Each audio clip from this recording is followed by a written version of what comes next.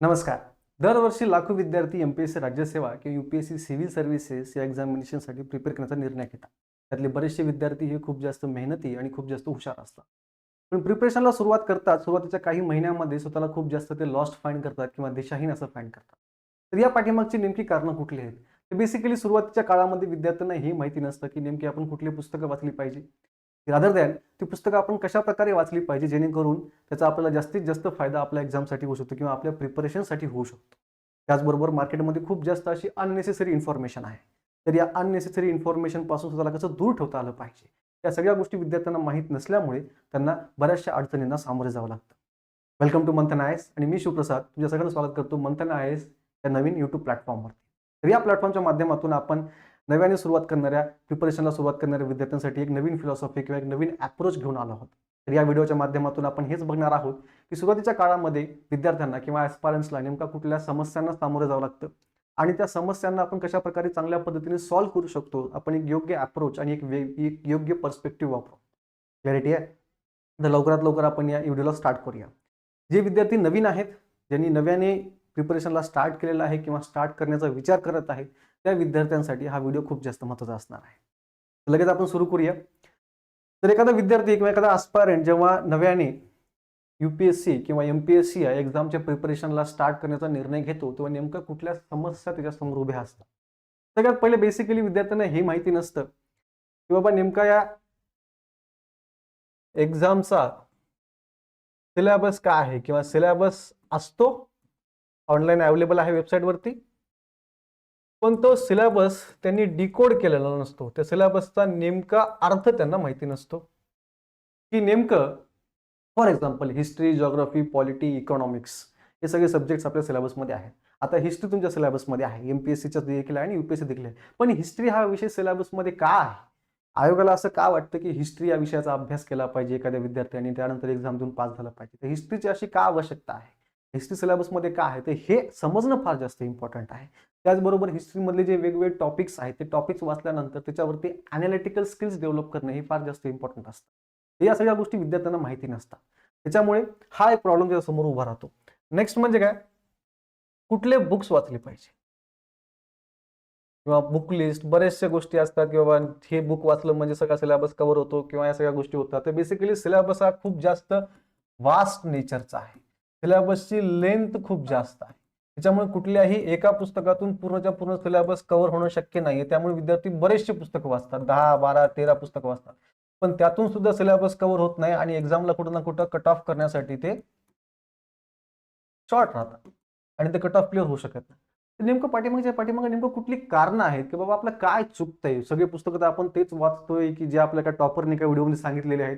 आपण book list तीच वापरतोय, जे टॉपरने आपल्याला सांगितलेलं आहे. मग तेच बुक वापरून त्याने टॉप केलं, पण मी नाही टॉप करू शकत आहे किंवा मी सिलेक्शन यादीमध्ये देखील येत नाहीये किंवा माझी प्रिलिम्स देखील क्रॅक होत नाहीये. त्या पाठीमागे नेमकं काय कारणं असतात? तर या सगळ्या गोष्टी आपण जाणून घेणार आहोत. ठीक आहे? नेक्स्ट म्हणजे काय? तर बाबा जेव्हा तुम्ही राज्यसेवा आणि यू-पी-एस-सी करणार, तेव्हा नेमका बेसिकली ऑप्शनल कुठला निवडावा? कशाप्रकारे मी माझा स्कोर वाढवू शकतो? पुढची समस्या म्हणजे काय? आता जसा पॅटर्न चेंज झाला त्याच्यानुसार तुम्हाला आन्सर रायटिंग येणं फार जास्त इम्पॉर्टंट झालेलं आहे. तर बाबा मी तर आतापर्यंत फक्त आणि फक्त ऑब्जेक्टिव्हच्या पॅटर्नने अभ्यास केला. तर मग आता या आन्सर रायटिंग किंवा डिस्क्रिप्टिव्ह पॅटर्नसाठी मला आता नेमकं वेगळं काय करावं लागेल जेणेकरून मी माझं प्रिपरेशन कॉम्पिटिटिव्ह ठेवू शकतो? या अडचणींना सामोरं जावं लागतं. क्लॅरिटी आहे? तर या सगळ्या गोष्टी या सगळ्या समस्यांचं सोल्युशन आपण या व्हिडिओच्या माध्यमातून देण्याचा प्रयत्न करणार आहोत. क्लॅरिटी आहे? I hope. अजूनही बऱ्याचशा समस्या असतील, ज्या काही तुमच्या समस्या असतील तुम्ही त्या कमेंट बॉक्समध्ये टाका. आपण त्याला सॉल्व्ह करण्याचा प्रयत्न करूया.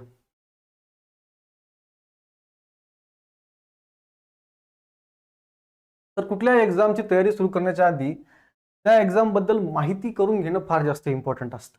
क्लॅरिटी आहे? तर या व्हिडिओमध्ये मी तुम्हाला सिलेबस वगैरे काय डिस्कस करत बसणार नाही. तर बेसिकली नेचर ऑफ एक्झामिनेशन आपण डिस्कस करणार आहे किंवा जे काही मिथ्स असतात किंवा जे काही मिसकन्सेप्शन असतात एक्झामच्या बाबतीमधले ते आपण डिस्कस करणार आहे. तर सगळ्यांना असं वाटतं की यू-पी-एस-सी आणि एम-पी-एस-सी ही जी एक्झाम आहे ती it is an exam of information. म्हणजे जेवढं जास्त तुम्हाला माहिती असेल, जेवढा जास्त ज्ञान भंडार तुमच्याकडे असेल, तेवढे जास्त तुमचे चान्सेस असतील एक्झाम क्लिअर करण्यासाठी. मग असं का नसतं बाबा की एखाद्या माणसाने पी-एच-डी केली असेल, तो का नाही एक्झाम क्लिअर करू शकत? बेसिकली हा फार जास्त चुकीचा मिसकन्सेप्शन आहे. तर UPSC आणि MPSC या इन्फॉर्मेशनच्या एक्झामिनेशन नाही आहेत, तर त्या बेसिकली कन्सेप्च्युअल अंडरस्टँडिंग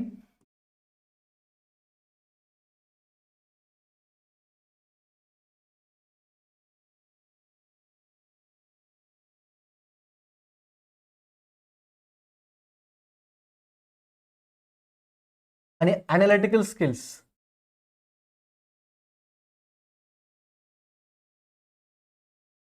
या दोन गोष्टीचं एक्झामिनेशन आहे. म्हणजे आयोगाला असं वाटतं की रादर दॅन तुमच्याकडे ज्ञान भंडार असण्यापेक्षा तुमच्याकडे असलेल्या ज्ञानाचा वापर करून तुम्ही ते ज्ञान इम्प्लिमेंट करून तुम्ही जास्तीत जास्त प्रॉब्लेम्सला कसं काय सामोरं जाऊ शकता, हे जास्त इम्पॉर्टंट आहे. क्लॅरिटी आहे. तर बेसिकली जितक्या जास्त तुम्ही तुमच्या अनालिटिकल स्किल्स डेव्हलप करता तेवढा जास्त तुम्हाला एक्झाममध्ये फायदा होणार आहे. जितकी जास्त तुमची कन्सेप्च्युअल अंडरस्टँडिंग असणार आहे एखाद्या विषयाबद्दल तेवढा जास्त तुम्हाला एक्झाममध्ये फायदा होणार आहे. खूप जास्त इन्फॉर्मेशन वाचून, खूप जास्त न्यूजपेपर वाचून, खूप जास्त PDFs वाचून, खूप जास्त हँडआउट्स वाचून काहीही फायदा होणार नाहीये. कारण काय तुम्ही ज्ञान गोळा करसाल पण तुम्हाला त्या ज्ञानाकडे किंवा त्या विषयाकडे बघण्याचा दृष्टिकोनच येत नसेल किंवा अप्रोच येत नसेल किंवा एक अनालिटिकल स्किलच डेव्हलप होत नसेल, तुम्ही त्या गोष्टीबद्दल तुमचं स्वतःचं असं एक ओपिनियनच क्रिएट करू शकत नसाल, तर त्या ज्ञानाचा कुठलाही तुमच्याकडे फायदा होणार नाहीये. कारण का जे तुम्ही ज्ञान वाचले तुम्ही ते इकडचं तिकडचं वाचलेलं आहे. पण एखाद्या विषयाबद्दल तुमचं मत काय म्हणते, तुम्हाला काय वाटते, हे जर तुम्हाला सांगता येत नसेल त्याचा फार काही जास्त एक्झाममध्ये उपयोग होणार नाहीये. तर बेसिकली हे नेचर पहिल्यांदा समजून घ्या की एक्झाम जी आहे ती इन्फॉर्मेशनची नाहीये. ऑफकोर्स यू नीड इन्फॉर्मेशन, तुम्हाला खूप जास्त इन्फॉर्मेशन माहिती पण पाहिजे, पण त्या इन्फॉर्मेशनकडे बघण्याचा तुमचा पर्स्पेक्टिव्ह आणि तुमचं एक सेल्फ ओपिनियन जनरेट झालं पाहिजे. आणि हे होतं तुमच्या अनालिटिकल स्किल्स डेव्हलप होऊन. आणि मंथन IAS मध्ये आपण तेच करणार आहोत. फार जास्त अतिशय खूप जास्त फाउंडेशन पासून आपण विद्यार्थ्यांमध्ये विषयाची शिकवणी दिल्याबरोबरच त्या विषयाकडे बघण्याचा दृष्टिकोन डेव्हलप करण्याचा आपण प्रयत्न करणार आहोत. त्याचबरोबर त्या विषयाबद्दलच्या अनालिटिकल स्किल्स देखील आपण डेव्हलप करण्याचा प्रयत्न करणार आहोत, जेणेकरून विद्यार्थ्यांचा इंटिग्रेटेड अभ्यास होण्यास मदत होईल. तर बेसिकली एक्झामची लेवल आणि डेप्थ काय आहे, तर आपल्याकडे बेसिकली MPSC राज्यसेवेच्या सिलेबसची PDF अवेलेबल आहे. आपल्याला तसं सिलेबस डिस्कस नाही करायचा आहे. तर आपण बघितलं तर बेसिकली पदवी स्तरापर्यंत एक्झामिनेशनची लेवल आहे आणि डेप्थ आहे. तर खूप जास्त रॉकेट सायन्स आपल्याला MPSC आणि UPSC विचारत नाही. तर बेसिकली सिलेबसची लेंथ जी आहे किंवा जे वास्टनेस आहे, खूप जास्त क्वांटिटी आहे, तेच आपलं मोटिवेशन कुठं ना कुठं खच्चीकरण करतं. आपल्याला असं वाटतं की एवढा जास्त सिलेबस आहे, एवढा जास्त सिलेबस कसा काय कव्हर करू शकतो. हाच या एक्झामचा मेन प्रॉब्लेम आहे. डिफिकल्टी या एक्झामचा कधीच प्रॉब्लेम नव्हता आणि नसणार देखील आहे. क्लॅरिटी आहे. सो लेंथ हे एक्झामचा मेन प्रॉब्लेम आहे. क्लॅरिटी आहे. आता पुढचा डाऊट असा असतो की सर मी UPSC करू का MPSC करू. सो ऑब्व्हियसली येस, पहिले UPSC आणि MPSCचा पॅटर्न वेगवेगळा होता, पण आता MPSC ने देखील आपला सिलेबस हा UPSC सारखाच केलेला आहे. तर जवळपास 70 ते 80% जो सिलेबस आहे तो ओव्हरलॅप होतो. काय होप मी तुमच्या प्रश्नाचं उत्तर दिलेलं आहे की सर नेमका कुठल्या परीक्षेचा आपण अभ्यास केला पाहिजे. MPSCचा तुम्ही अभ्यास कराल तुम्हाला थोडं जास्त स्टेट लेवल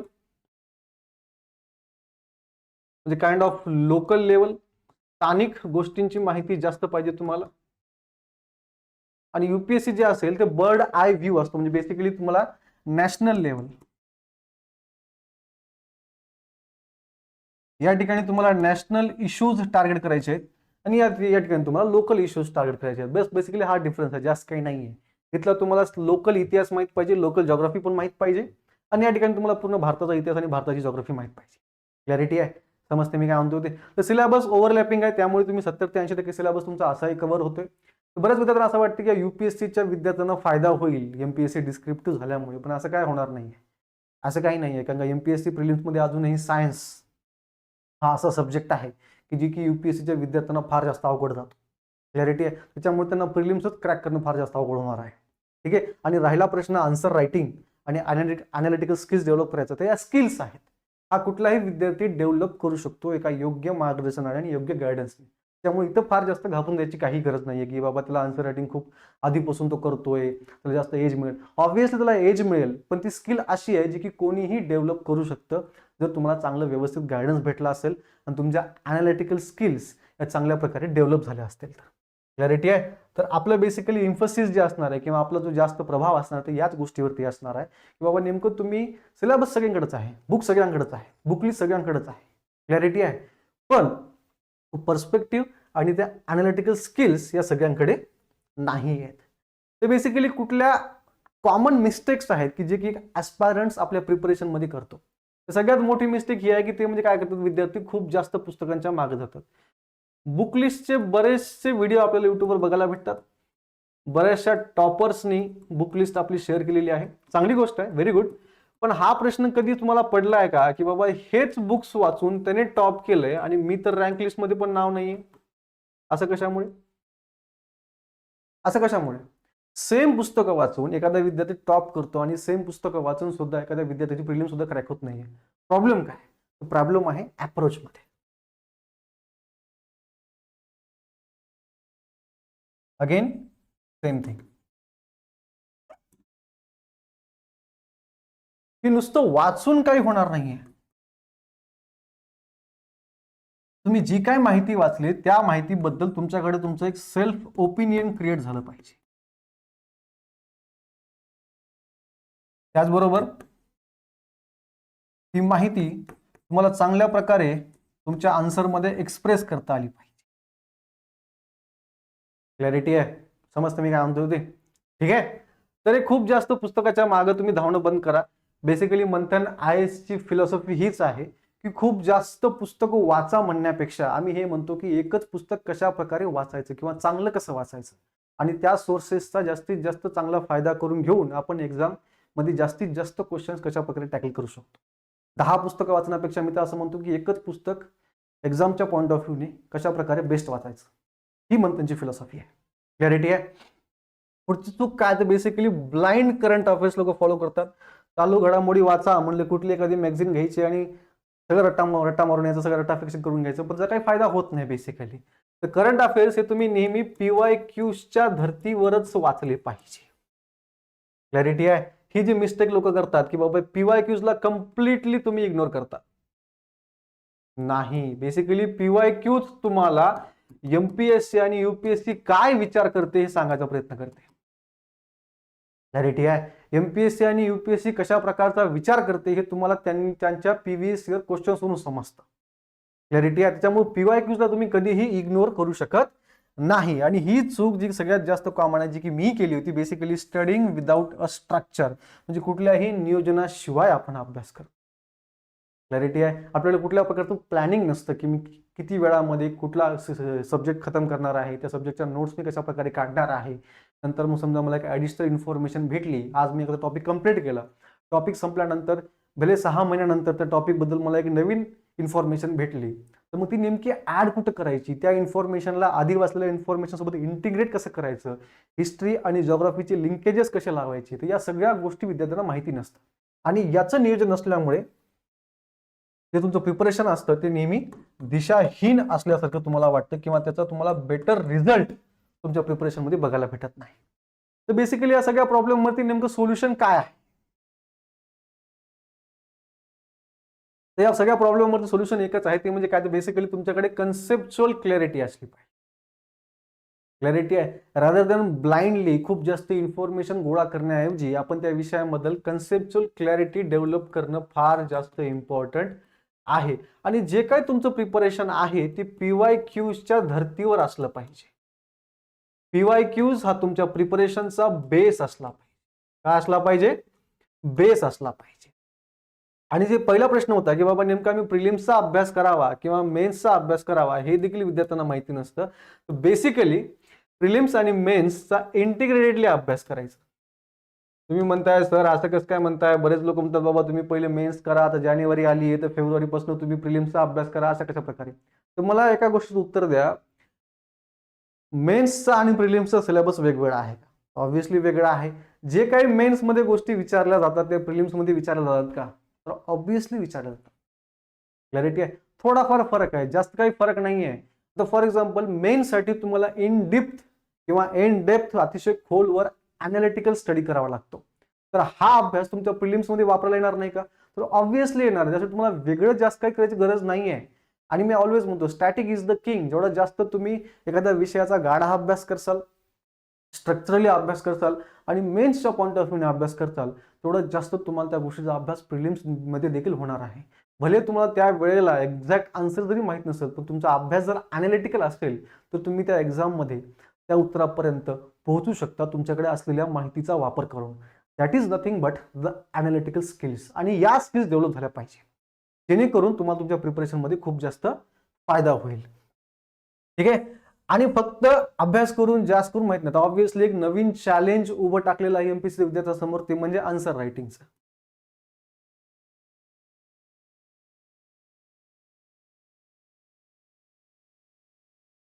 किंवा युपीएससीच्या विद्यार्थ्यांना तर ऑलरेडी आन्सर रायटिंग स्किल बद्दल माहिती आहे, आन्सर उत्तर कशी लिहावा त्याची याच्याबद्दल त्यांनी खूप जास्त प्रॅक्टिस केलेली आहे. तर मग आपल्याकडे वेळ सुद्धा कमी आहे, तर मग आम्ही 3-4 महिन्यामध्ये कसं काय आन्सर रायटिंग डेव्हलप करू शकणार आहात. तर बेसिकली मी तर असं म्हणणार नाही तुम्ही एक परफेक्ट आन्सर फार लवकर लिहू शकता, पण मी असं म्हणेल की ही एक स्किल आहे की तुम्ही डेव्हलप करू शकता. त्याच्यामध्ये मंथन आय एसचा रोल काय असेल, तर ही स्किल डेव्हलप करण्यासाठी मंथन आय एस तुम्हाला हेल्प करणार आहे. तुम्ही म्हणता कशा प्रकारे, तर ही स्किल डेव्हलप करण्याची गती वाढवायचं काम आमचं राहील, इफिशियन्सी वाढवायचं काम आमचं राहील. एक्झामला कुठल्या प्रकारच्या आन्सर्सची अपेक्षा तुमच्याकडून, या सगळ्या गोष्टी सांगण्याची जबाबदारी जी असेल ती आमची राहणार आहे. आणि ही स्किल तुमच्याकडून कशा प्रकारे डेव्हलप करून घ्यायची, या सगळ्या गोष्टी जबाबदारी आमच्याकडे राहणार आहे. क्लॅरिटी आहे. त्याच्यामुळे या सुद्धा गोष्टीकडे जास्त घाबरायची गरज नाही आहे. क्लॅरिटी आहे. आता फॉर एक्झाम्पल तुम्ही म्हणता सर कसं शक्य आहे, तुम्ही कसं करणार आहे का, आम्हाला आयडिया द्या. तर बेसिकली कसं असतं माहिती आहे का, आन्सर रायटिंगमध्ये तुम्हाला फार कमी वेळामध्ये, साधारणतः 8 मिनिटांमध्ये तुम्हाला एक आन्सर कंप्लीट करायचं असतं. ठीक आहे. तुम्हाला 8 मिनिटांमध्ये एखादा आन्सर कंप्लीट करायचं असतं. तुम्ही कशा प्रकारे करू शकता, तर basically answer writing skill develop करण्यासाठी तुमच्याकडे आन्सर्सचे काही स्ट्रक्चर आधीपासून डेव्हलप असले पाहिजे,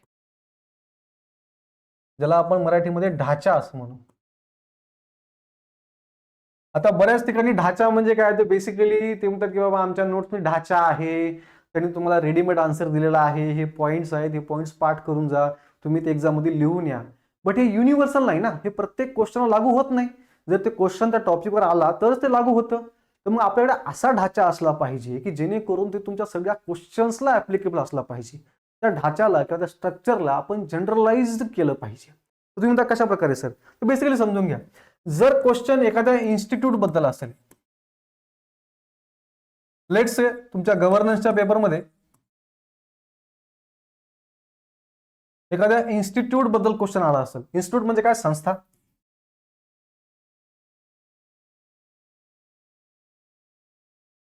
ठीक आहे.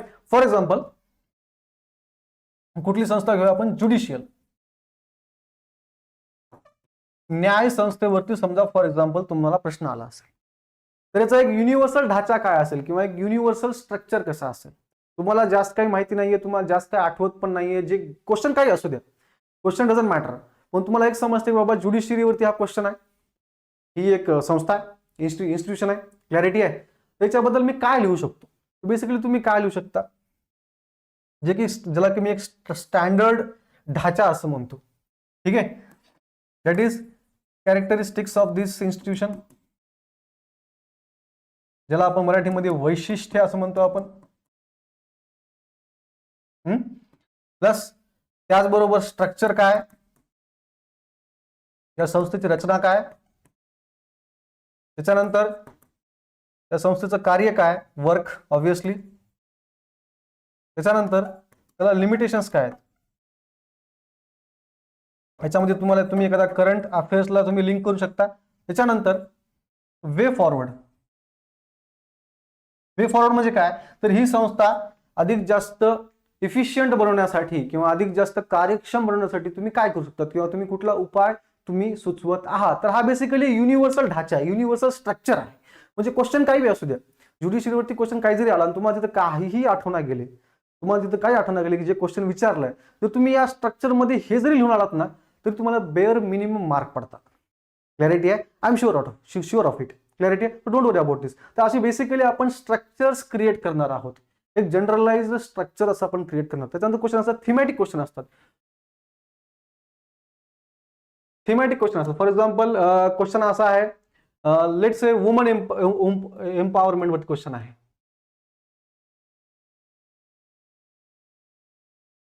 तर तुम्ही म्हणता सर त्याला याला युनिव्हर्सल कसं करायचं किंवा याच्याबद्दल स्ट्रक्चर कसं असणार, तर बेसिकली वुमन एम्पॉवरमेंट म्हणजे काय पहिले डिफाईन करायचं.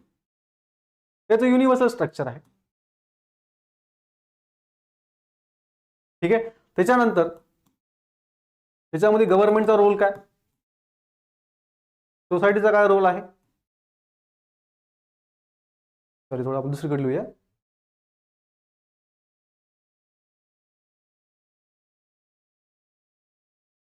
डिफाईन केल्यानंतर वुमेनचे आपण सोशल पोझिशन त्याच्यामध्ये लिहू शकतो.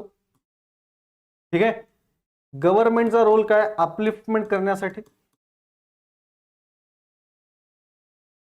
सध्याच्या घडीला एवढी जास्त वुमन एम्पॉवरमेंट करून सुद्धा काही लिमिटेशन्स आहेत. अजूनही वर्क प्लेस पॉलिटिक्स मध्ये महिलांना ते स्थान नाही जे असायला पाहिजे. तर लिमिटेशन्स काय हे आपण डिस्कस करणार. त्याच्यानंतर या लिमिटेशनला सोल्युशन काय, that is nothing but your way forward. खतम. तर या थीमवरती क्वेश्चन आला, वुमन एम्पॉवरमेंट असेल किंवा सोशल इश्यूज असेल, तर या सगळ्या पॉईंट्स मध्ये तुम्ही त्या क्वेश्चनला बसवायचं, तुमचं आन्सर रायटिंग लिहून द्याल. क्लॅरिटी आहे. त्याला आपण म्हणतो युनिव्हर्सल स्ट्रक्चर असेल जे की आपण कुठल्याही क्वेश्चनला वापरू शकतो.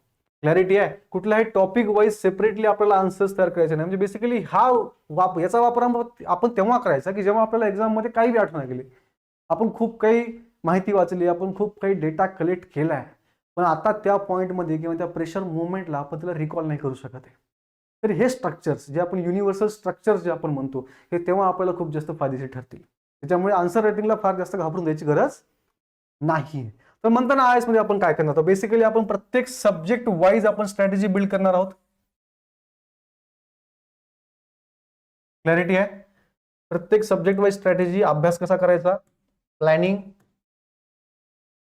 त्याचबरोबर प्रत्येक सब्जेक्टच्या आपण नोट्स प्रोव्हाइड करणार आहोत. क्लॅरिटी आहे. त्याच्यानंतर book selection, again same philosophy की खूप जास्त पुस्तकं वाचण्यापेक्षा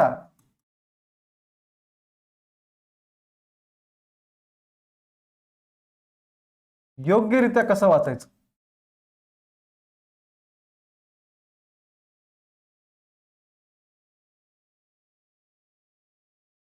एकच पुस्तक किंवा एक किंवा दोन पुस्तकं योग्यरित्या कसे वाचायचे याच्यावरती आपल्याला जास्त भर असणार. क्लॅरिटी आहे. आणि हा तुमच्या प्रिपरेशन मध्ये देखील हाच अप्रोच असला पाहिजे. 10-12 पुस्तक वाचून काही होत नाही, तर एक दोन पुस्तक वाचा, पण ती चांगल्या पद्धतीने वाचा आणि ती एक्झामच्या पॉइंट ऑफ व्ह्यूने वाचा. क्लॅरिटी आहे. त्याच्यानंतर बऱ्याचशा विद्यार्थ्यांचा असा प्रॉब्लेम असतो की सर आम्ही खूप जास्त वाचतोय, तुम्ही दिलेला अप्रोच देखील आम्ही फॉलो करतोय, पण आम्हाला एक बेसिक इश्यू आहे ते म्हणजे हा की सर आम्ही जे वाचतोय ते आमच्या लक्षात नाही राहत. ठीक आहे. ते आम्ही मेमोराईज नाही करू शकत कारण खूप जास्त डेटा होतोय, तो डेटा खूप जास्त साठतोय मेंदूमध्ये. आणि ऑफकोर्स एक ह्युमन ब्रेनची कॅपॅसिटी असते, एक लिमिट असते, पण खूप जास्त माहिती स्टोअर नाही करू शकत. बेसिकली दिवसभरातून आपण जे काही बघतो, जे काही ऐकतो, जे काही बोलतो, त्या ज्या काही गोष्टी आपण पाहतो त्यातल्या 90% गोष्टी आपण विसरतो. क्लॅरिटी आहे. तर बेसिकली कुठल्या गोष्टी जास्त इम्पॉर्टंट आहेत, कुठल्या गोष्टी कमी इम्पॉर्टंट आहेत, आणि हे ब्रेनला सांगणं फार जास्त इम्पॉर्टंट असतं. तर मग याचं सोल्युशन काय आहे, तर बाबा नेमकं बाबा एखादी गोष्ट आपण वाचली तर ती लक्षात ठेवण्यासाठी ती एक्झाममध्ये आपल्याला आठवली पाहिजे, त्याच्याबद्दल जास्तीत जास्त पॉईंट्स आपल्याला आठवले पाहिजेत. तर यासाठी आपण काय करू शकतो, तर बेसिकली त्यासाठी एक सोल्युशन आहे ते म्हणजे माइंड मॅप्स, ज्याला आपण संकल्पना चित्रे असे देखील म्हणतो. तर हे माइंड मॅप्स काय असतं,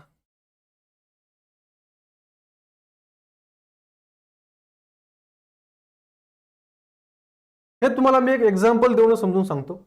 क्लॅरिटी आहे. तर माइंड मॅप्स म्हणजे काय, तर बेसिकली एक चित्र तयार करणे. ठीक आहे. एक आराखडा तयार करणे आपल्या मेंदूमध्ये, जेणेकरून ते आपल्याला गोष्टी लक्षात आल्या पाहिजे.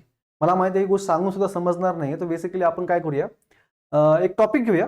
लेट से द रिव्हॉल्ट ऑफ 1857, 1857चा उठाव. तर हे तुमच्या नोट्समध्ये तुम्ही डायग्राम बनवायचे आहेत. ठीक आहे. तर हा झाला तुमचा 1857चा उठाव. तर याच्यामध्ये काय काय मेन गोष्टी असतात, तर बेसिकली उठावाची काय पार्श्वभूमी, त्याच्यानंतर उठावाची कारणे, ठीक आहे. त्याच्यानंतर काय, उठावाचे परिणाम. क्लॅरिटी आहे. आता हा माइंड मॅप नाहीये, ही वेन डायग्राम आहे. माइंड मॅप कधी, कारणे, अगेन फर्दर डिव्हिजन, राजकीय कारणे, सामाजिक कारणे,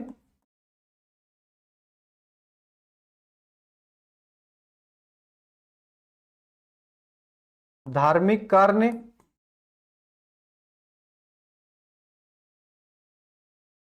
आर्थिक कारणे. अगेन परिणाम सुद्धा same, political, social, economical and religious.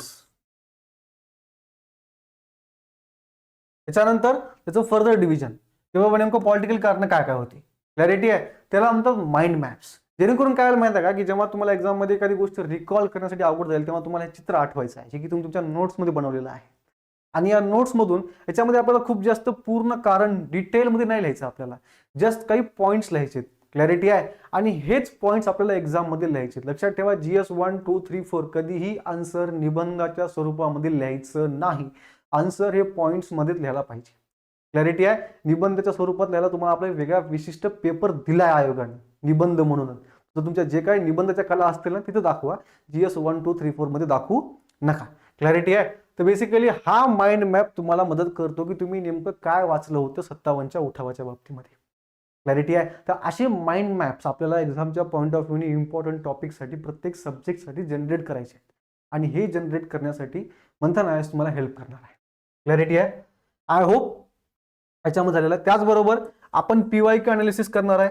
Obviously हे तर प्रत्येक जण करते आणि हे करायलाच पाहिजे. याच्यासाठी आपल्याला दुसरं काहीही शॉर्टकट नाही आहे. ही PYQ अनालिसिस करून त्या पॉईंट ऑफ व्ह्यूने तुम्हाला तुमच्या नोट्स मिळणार आहेत. ठीक आहे. आणि तुमचं प्रिपरेशन जे काय असेल ते तुमच्या PYQच्या पद्धतीवरतीच डेव्हलप झालेलं असेल. ठीक आहे. आणि आन्सर रायटिंगचे मूलभूत नियम, त्यातला एक पहिला नियम आपण जे बघितला ते म्हणजे काय, तर बेसिकली काय, तर तुमच्याकडे स्ट्रक्चर असले पाहिजे. आणि स्ट्रक्चरमध्ये जनरलाइज स्ट्रक्चर, की जे तुम्ही कुठल्याही टॉपिक साठी वापरू शकता. जे की आपण आता रिसेंटली 2 स्ट्रक्चर डिस्कस केले. ते म्हणजे एक म्हणजे थीमॅटिक, दुसरं म्हणजे काय, इन्स्टिट्यूशन्स. क्लॅरिटी आहे. तर या सगळ्या गोष्टीचा अभ्यास आपण केला पाहिजे आणि तुम्ही देखील केला पाहिजे तुमच्या सुरुवातीच्या काळापासूनच. बऱ्याच विद्यार्थ्यांना असं वाटतं की आता मी ते नेमकं प्रिपरेशन स्टार्ट केले, तर पहिले मी प्रिलिम्सचा अभ्यास करतो, 1 वर्ष सगळे पुस्तकं वाचतो, त्यानंतर मी मेन्सची आन्सर रायटिंग स्टार्ट करतो. तर असं होत नाही. तुम्ही फक्त वाचलं तर तुम्ही फक्त आणि फक्त डेटा गोळा करताय. पण ते डेटा चांगल्या पद्धतीने एक्सप्रेस कसा करायचा, त्याच्याबद्दलच्या अॅनालिटिकल स्किल्स जे की मी व्हिडिओच्या सुरुवातीला बोललो होतो त्या डेव्हलप कशा करायच्या, याचं ज्ञान तुम्हाला प्राप्त होत नाही. तो याचा सगळा अभ्यास किंवा याच्या सगळ्या गोष्टी कशा इंटिग्रेटेड असल्या पाहिजे, सुरुवातीपासूनच असल्या पाहिजे, की जे तुम्ही वाचताय त्याच्याबद्दलच्या अॅनालिटिकल स्किल्स आणि त्याच्याबद्दलच्या गोष्टी तुम्हाला एक्सप्रेस करता येतात का, किंवा त्या गोष्टीबद्दलचं तुमचं मत तुम्हाला चांगल्या पद्धतीने किंवा योग्य पद्धतीने मांडता येतं का. तर या युट्यूब चॅनलच्या माध्यमातून आपण तेच करणार आहे. टप्प्याटप्प्याने आपण या प्रत्येक गोष्टीवरती एक सिरीज चालवणार आहे युट्यूबवरती फ्री ऑफ कॉस्ट. क्लॅरिटी आहे. तर बेसिकली आपण काय करणार आहे, सुरुवातीला सध्या प्रिलिम सिरीजमुळे बऱ्याच विद्यार्थ्यांची अशी मागणी आहे की प्रिलिम्ससाठी देखील आपण एक सिरीज स्टार्ट करा. तर प्रिलिम्स मध्ये सिरीज आपण ही चालू करणार आहे ती म्हणजे असं की कुठलाही एक सोर्स म्हणजे कुठला बुक, हे बुक वापरून की जास्तीत जास्त आपण प्रिलिम्सचे क्वेश्चन्स कसे टॅकल करू शकतो. क्लॅरिटी आहे. तर जास्त काही शिकवत बसणार नाही मी युट्यूब चॅनलवरती. ठीक आहे. क्लॅरिटी आहे. तर एक सोर्स वापरून तुम्ही जास्तीत जास्त कशा प्रकारे तुम्ही जास्तीत जास्त प्रिलिम्सचे क्वेश्चन्स टॅकल करू शकता. हिस्ट्रीमध्ये हा मेन प्रॉब्लेम स्टार्ट झाला की बेसिकली आयोग प्रश्न नेमकं विचारते कुठून हे समजणं गेले. आणि हिस्ट्रीचं वेटेज एवढं कमी आहे की बाबा बेसिकली असं नाही, वेटेज म्हणजे पॉलिटी आणि इकॉनॉमिक्स एवढंच आहे. पण प्रॉब्लेम हा आहे की हिस्ट्रीचा सिलेबस खूप जास्त मोठा आहे. तो कॉस्ट टू बेनिफिट रेशो जो आहे तो फार कमी आहे. तुम्हाला खूप जास्त पुस्तकं वाचून मग तुम्हाला त्यातले 10-12 किंवा 15-20 क्वेश्चन पडणार आणि ते सॉल्व्ह करणार. हे कॉस्ट टू बेनिफिट रेशो अतिशय जास्त कमी आहे. तर बेसिकली कमीत कमी पुस्तकं वाचून तेच एकच पुस्तक चांगल्या पद्धतीने कसं वाचायचं आणि त्याला वापरून जास्तीत जास्त क्वेश्चन्स कशा प्रकारे आपण टॅकल करायचे ह्याच्यावरती आपण युट्यूबवरती एक सिरीज बनवणार आहोत. या सिरीजमध्ये आपण जो सोर्स वापरणार आहोत तो म्हणजे कुठला, एन्शियंट इंडियासाठी तमिळनाडू बोर्ड. आणि ही जी सिरीज असणार आहे ही आमच्या चॅनलवरती युट्यूबवरती फ्री ऑफ कॉस्ट असणार आहे. जे विद्यार्थी नव्याने अभ्यास करत आहेत त्यांच्यासाठी खूप उपयोगी असणार आहे, जेणेकरून तुमचा पाया पक्का होईल. क्लॅरिटी आहे. आणि त्याच्यामध्ये तुमचे हे बी क्वेश्चन असतील, सर तुम्ही बुक लिस्ट दिली नाही, तुम्ही सिलेबस डिस्कस केला नाही. मी तेच सांगतो, या सगळ्या गोष्टी करायची गरजच नाही. तुमचा अप्रोच इम्पॉर्टंट असला पाहिजे. सिलेबस डिकोडिंग करणं फार महत्त्वाची गोष्ट आहे. त्याच्याबद्दल आपला एक सेपरेट व्हिडिओ येईल, कारण सिलेबस डिकोडिंग एवढा कमी वेळामध्ये होऊ शकत नाही. बेसिकली सिलेबस डिकोडिंगसाठी तुम्हाला एक सेपरेट व्हिडिओ बनवला पाहिजे, की हिस्ट्रीचा सिलेबस कसा डिकोड करायचा, पॉलिटीचा कसा करायचा, इकॉनॉमिक्सचा कसा करायचा. हे 33 शिक्षक येतील आणि त्यांच्या अनुषंगाने त्यांचा सिलेबस हे डिस्कस करतील. किंवा कुठलीही सिरीज स्टार्ट व्हायच्या आधी त्या सिरीजचा पहिला व्हिडिओ हाच असेल की नेमका सिलेबस काय. क्लॅरिटी आहे. त्याच्यामुळे सबस्क्राईब करा, जेणेकरून तुम्हाला याचे अपडेट्स भेटत राहतील. क्लॅरिटी आहे. आणि ज्या विद्यार्थ्यांनी ऑलरेडी प्रिपरेशन स्टार्ट केलं त्यांच्यासाठी हा फायद्याची गोष्ट आहे, कारण का बेसिकली एकच सोर्स वापरून तुम्ही जास्तीत जास्त PYQs, आपण त्यामध्ये PYQs देखील बघणार आहोत. क्लॅरिटी आहे. आणि कशा प्रकारे आपण जास्तीत जास्त क्वेश्चन्स टॅकल करू शकतो.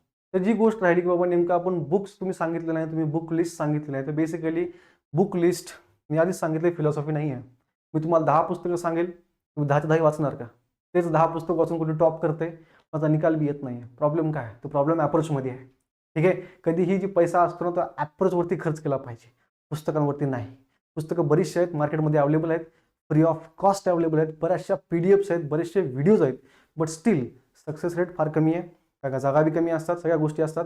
पण आपण त्या सक्सेस रेटमध्ये कसं बसलो पाहिजे, तर बेसिकली आपला अप्रोच, क्लॅरिटी आहे, ते जास्त इम्पॉर्टंट आहे. ठीक आहे. आणि जर तुम्हाला आमच्यासोबत तुम्हाला जर आमच्या हँडआउट्स पाहिजे असतील, आमच्या PDFs पाहिजे असतील, तुम्ही आमचं हे टेलिग्राम चॅनल जॉईन करा, मंथन IAS. क्लॅरिटी आहे. त्याचबरोबर जर तुम्हाला जे फ्री स्टडी मटेरियल पाहिजे असेल ते तुम्हाला आमच्या ॲपवरती भेटेल, मंथन IAS ॲप, जे तुम्हाला प्ले स्टोअरवरती अवेलेबल आहे. लिंक डिस्क्रिप्शन बॉक्समध्ये देखील आहे. क्लॅरिटी आहे. तर कुठल्याही प्रकारचं फालतूचं मोटिवेशन मी देणार नाही आहे की नाही बाबा तुम्ही करू शकता किंवा सगळ्या गोष्टी करू शकता. माझं काम एवढंच आहे की बाबा तुमच्यासमोर ज्या काही अडचणी येतात त्या अडचणींना तुम्ही कशाप्रकारे सामोरं गेलं पाहिजे आणि तुम्ही कशाप्रकारे सोल्युशन बघितलं पाहिजे, कशाप्रकारे तुमचा एक्झामबद्दलचा ॲप्रोच असला पाहिजे. ठीक आहे.